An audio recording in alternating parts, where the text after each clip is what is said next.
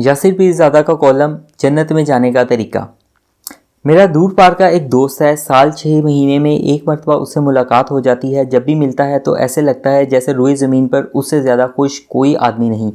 बात बात पर लतीफ़े सुनाता है, कहके लगाता है, दोस्तों पर जुमले कसता है और अगर कोई उस पर जवाबन जुमला कसे तो खुल कर दाद देता है। इसकी महफिल में वक्त गुजरने का पता ही नहीं चलता, मगर उसकी एक आदत बेहद अजीब है। वो अचानक कई महीनों के लिए गायब हो जाता है, फ़ोन का जवाब देता है और ना किसी के पैगाम का। ऐसा नहीं है कि वो शहर छोड़कर कहीं चला जाता है। एक मुकामी बैंक में उसकी मुलाजमत है और अरसा रूपोशी के दौरान भी वो बाकायदगी से अपनी ड्यूटी पर जाता है। ये बात तमाम दोस्तों के इल्म में है, इसलिए सबको मज़ीद गुस्सा आता है और हम इस रवैये को बदतहसीबी पर महमूल करते हैं। कई महीनों की रोपोशी के बाद अचानक जब वो दोबारा मंजर पर आता है तो फ़ौरन हाथ जोड़कर माफ़िया मांगने लगता है, आइंदा गायब ना होने का वादा करता है और फिर इस कदर मासूम शक्ल बनाता है कि सब दोस्तों को बेख्तियार उस पर प्यार आ जाता है। हम उसके गैर जिम्मेदाराना रवैये को भूलकर दोबारा उसे अपनी मजलिस में शामिल कर लेते हैं, लेकिन बमुश्किल चंद हफ्ते ही गुजर पाते हैं कि वो दोबारा गायब हो जाता है।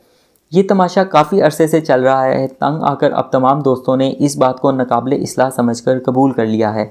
एक दिन मैंने उससे पूछा, ये जो तुम कई माह के लिए बगैर इतला दिए गायब हो जाते हो, आखिर इसकी क्या वजह है?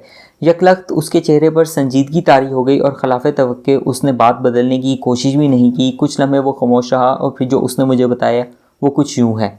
मेरे 2 बच्चे हैं, एक बेटी है 18 साल की और एक बेटा 16 बरस का है। बेटी कॉलेज जाती है। बेटी की उम्र वैसे तो 16 बरस है, मगर ज़हनी तौर पर वो 4 साल का है।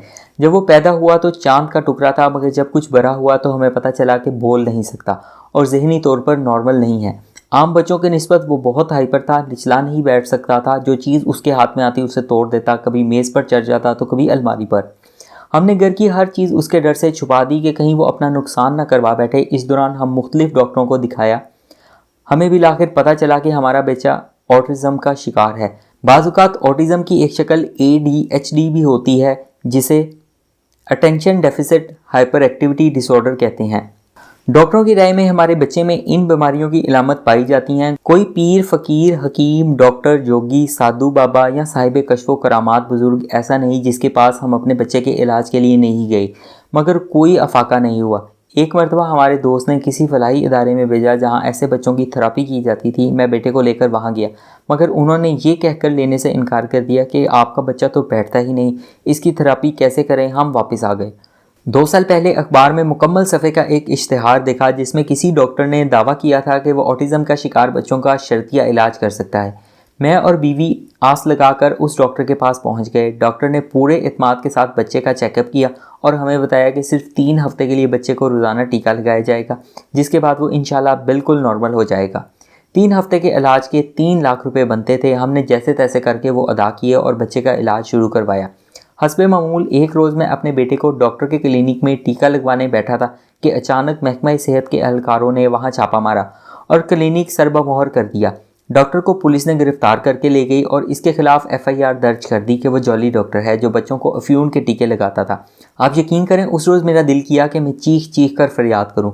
मेरी बीवी का भी रो रो कर बुरा हाल हो गया। कुछ ही दिनों बाद वो डॉक्टर ज़मानत पर रिहा हो गया और शायद आजकल किसी और शहर में क्लिनिक चला रहा है।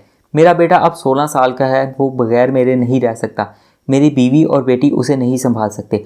दफ्तर से लौटने के बाद मेरा तमाम वक्त उसकी देखभाल में गुजर जाता है। मैं इस दौरान कोई फ़ोन सुन सकता हूँ, ना किसी से मिल सकता हूँ। 2-4 माह बाद जब मुझे कोई ऐसा मौका मिलता है कि मैं कुछ देर के लिए दोस्तों के साथ बैठ जाऊँ तो आपके पास आ जाता हूँ। आज आपने रूपोशी की वजह पूछी तो मैंने बता दी। मेरे दोस्त की बात ख़त्म हो गई तो मैंने सोचा कि अब मैं उसे क्या कहूँ, कौन सा मशवरा दूँ, किस तरह उसके दिलजोई करूँ। कुछ भी तो मेरे पास नहीं था। मेरे इख्तियार में सिर्फ इतना था कि अपने कॉलम के ज़रिए हुकूमत को तजवीज़ दूँ कि जॉली डॉक्टरों के ख़िलाफ़ मौजूदा कवानीन में सकम दूर करके उसे सख्त बनाया जाए, ताकि ऐसे भयानक जुर्म की सज़ा से कोई बच ना सके।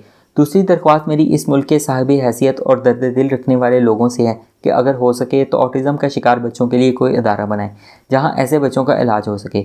मेरी मालूमात के मुताबिक ADHD का शिकार बच्चों के इलाज का कोई अदारा इस वक्त मुल्क में मौजूद नहीं। अगर कोई अल्लाह का बंदा ये काम कर जाए तो इन मासूम बच्चों की दुआओं से वो शख्स जन्नत में कई महल्लात का मालिक बन जाएगा।